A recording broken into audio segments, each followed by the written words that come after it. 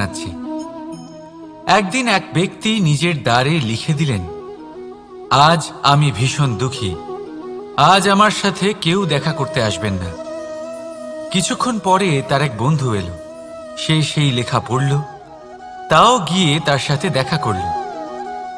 সে বলল, আমি লেখাপড়া জানি না, কিন্তু আমার বন্ধুর মনের এই বেদনা, এটা আমাকে সবসময় ডাক দেয়। এরাই হলো আসল বন্ধু।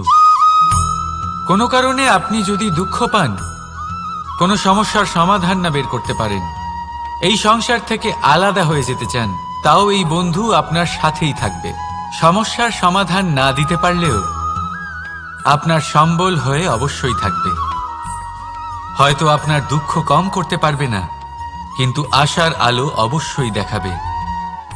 যখন আপনি সংসারের থেকে আলাদা হয়ে যান, তখনও আপনার সাথে যুক্ত থাকে